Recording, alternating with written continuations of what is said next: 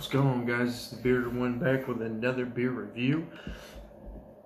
And I'm not gonna lie, I'm coming off of a beer review of a 9% beer. Excuse me, it's still coming up. And this beer, which happens to be Lexington Brewing Company's Pumpkin Barrel Ale, it is 10%, so I don't think I want to see myself after a 9% and a 10% beer on camera for a third time, so this might be my last review of 2019. It may not be, depending on how I feel, but just in case, see you in 2020, guys. I'm a big fan of Lexington Brewing Company, the flagship bourbon barrel ale. It's one of my all-time favorite beers. And then I had the vanilla cream barrel ale. Fantastic. Tasted like cream, caramel creams, really. I mean, it was just a beautiful beer. So I'm excited about this pumpkin beer. It's been on my list since I assume it came out in the fall of 2018. That's what the website kind of alluded to, but they didn't just flat out say, we created this beer in 2018. So yeah, let's crack it open. The malt bill had two hops. One is Kent Goldings and the other one escapes my memory. And then it had three types of malt. It was Caramel 40L. Of course, Lexington Brewing Company is going to use caramel malt. I mean, if you are familiar with Lexington Brewing Company, they love caramel flavor, which is fine. I love caramel flavor just as long as it's balanced out.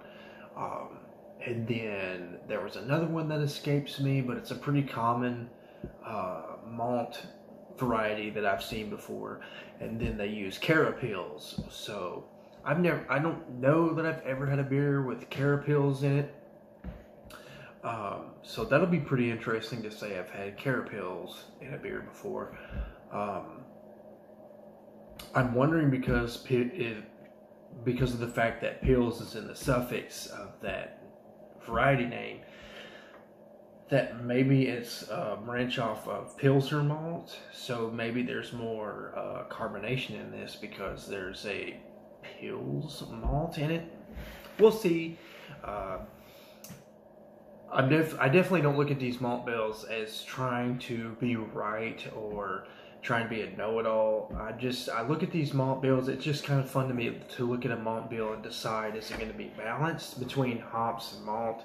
Is it going to be a malt forward beer, or is it going to be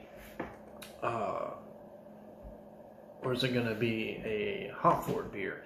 And I did see the IBUs. The IBUs are 16, so people that love malt forward beers, I can already tell you at 16 IBUs, this is going to be a dream for you.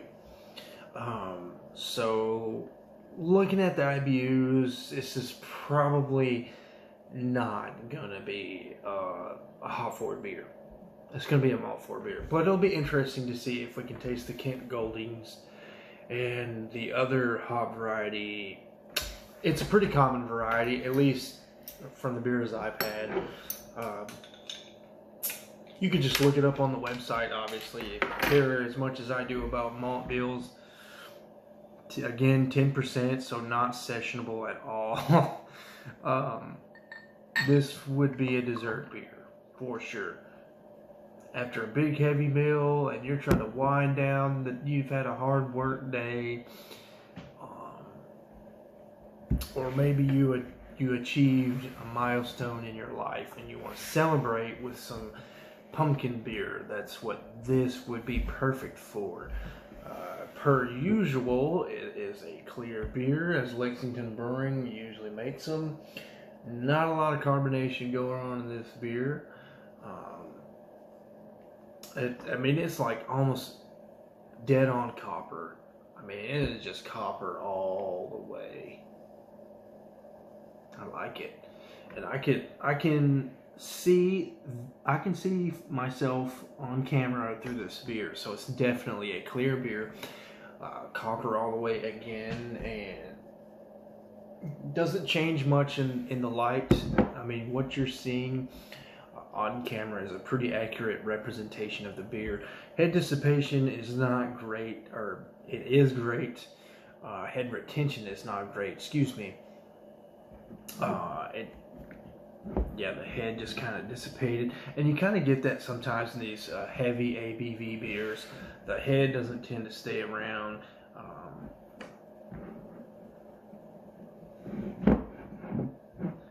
I'm not getting, I mean, I haven't sipped this beer yet, but I'm not getting any like head. I mean, I'm not getting any retention. Goodness gracious, I'm not getting any lacing, and I'm not getting any alcohol legs, so there's that.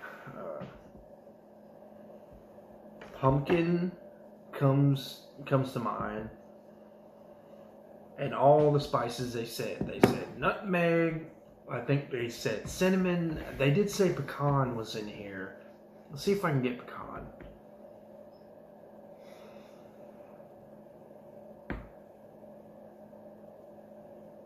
I get caramel for sure, caramel all the way. Caramel and pumpkin is really heavy on the aroma. Cinnamon's kind of dancing in there, but I think cinnamon can kind of be lumped in with that nutmeg.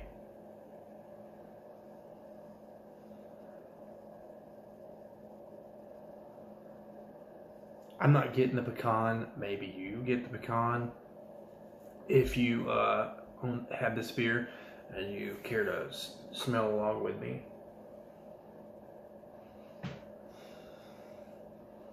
I get a little bit of the malt. It smells a little bready.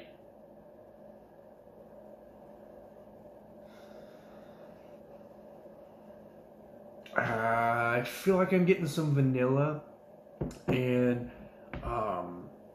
I think some vanilla can be attributed to white oak.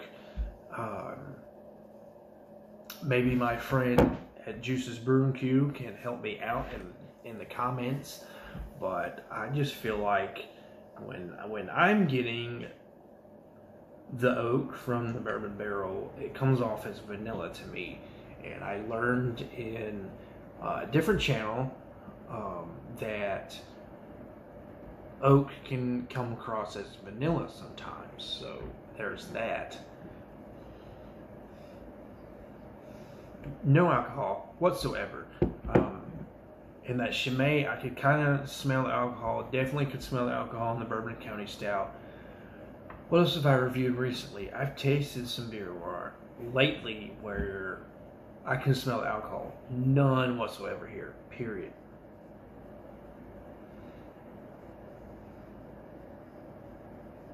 Yeah, no alcohol, period, in this. I don't think I get any bourbon at all. Yeah, I hardly get any bourbon. I've gone 8 minutes and I haven't even tasted this thing, so let's get into tasting.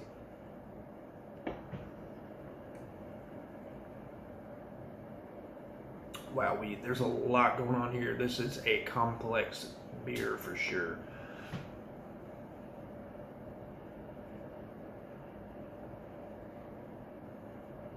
So the alcohol does come in on the palate. I get a lot more. I feel like I'm getting oakiness and barrel. Oakiness and bourbon, excuse me. Oakiness and bourbon on the palate. That's kind of the first things that hits me. And then I recognize the pumpkin after that. And then as I'm swallowing all the spices, that cinnamon and nutmeg is what kind of lingers on my palate. And it makes for an enjoyable beer.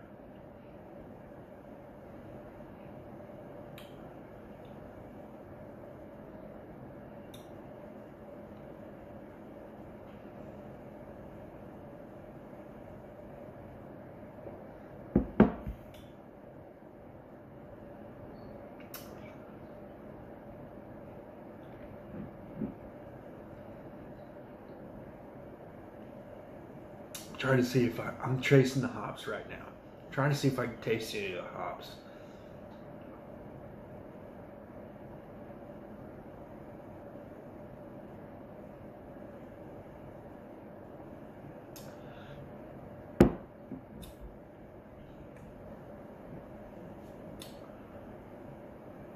Just a tinge. I like to use this term a lot. There's just a kiss of alcohol.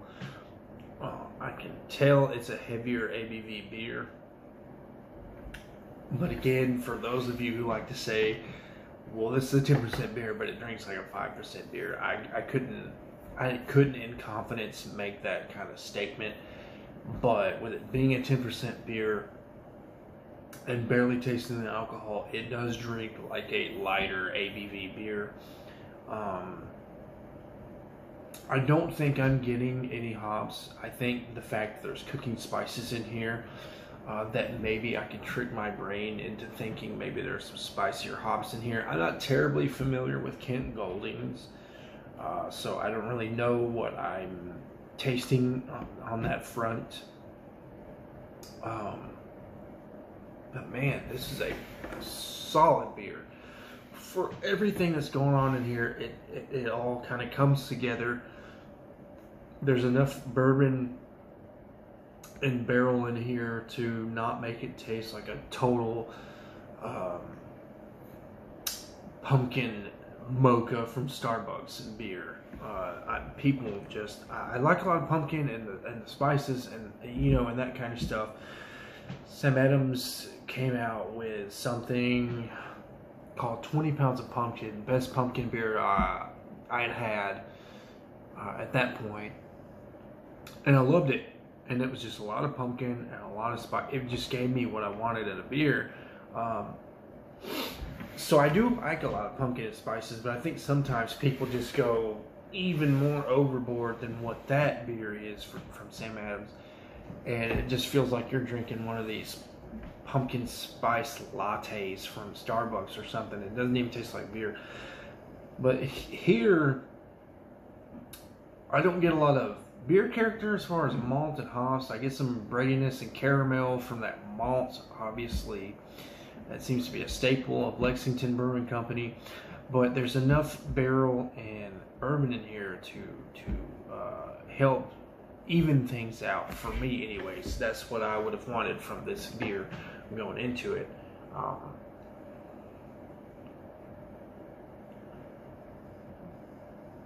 And then I feel like the pumpkin and the spices really sweeten up the bitter parts of the beer.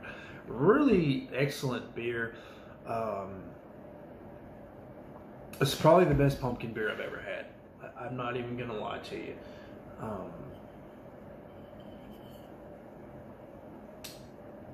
Lexington Brewing Company just knocks it out of the park. Yeah, they just make great products.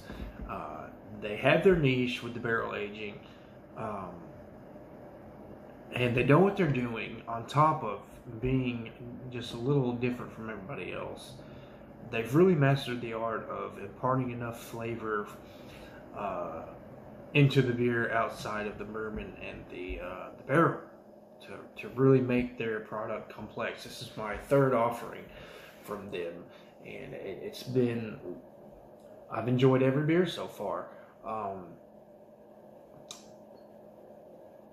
Let me go in for another sip, and then I'll do some recommendations and some grading on the beer.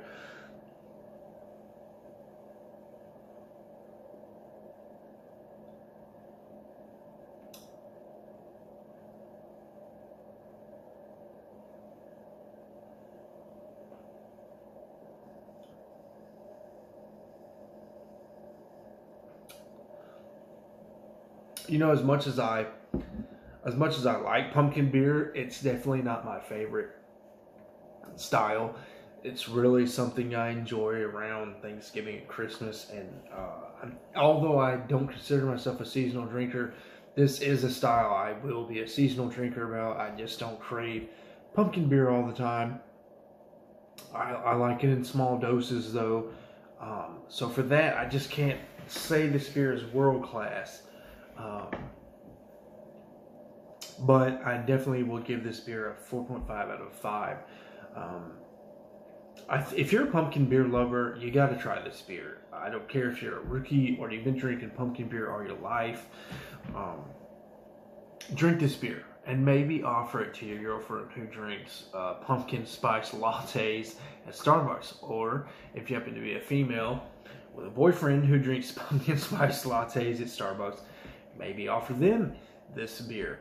Or you know, that kind of stuff. So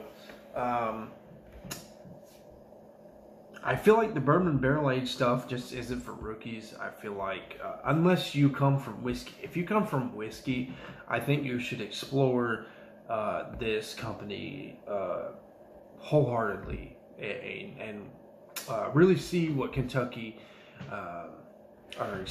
really see what Lexington Brewing Company has to offer, for sure. They make excellent products. I've enjoyed everything they've had. If you're a rookie, though, as far as just alcohol in general, or you're just sipping into craft beer, maybe this ain't for you. I feel like that the oak and the bourbon is just going to be a little bit too sharp and bold for you. Maybe you'd want to step back and maybe try, if you can find 20 Pounds of Pumpkin by Sam Adams, or I know Smutty Nose. If you're in an area where you can get Smutty Nose, I know they make a pumpkin beer. Although Smutty Nose's pumpkin beer is real hoppy. So if you don't like hops, maybe not try the Smutty Nose.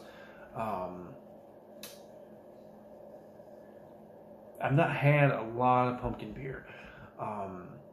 I did have the Dogfish Pumpkin Ale this year. That was pretty good. So maybe you'll try the Dogfish Pumpkin Ale.